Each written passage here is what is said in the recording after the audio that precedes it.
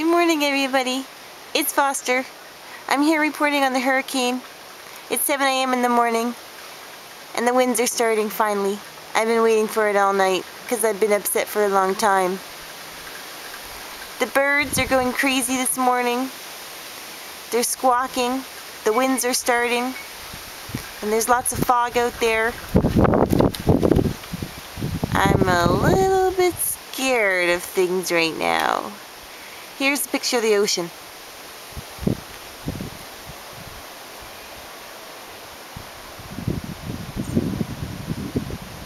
Pretty foggy,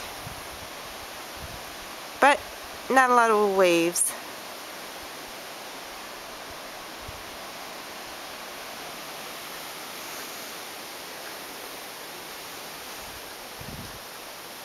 Well, that's it. I better go. I'm getting kind of scared. Bye.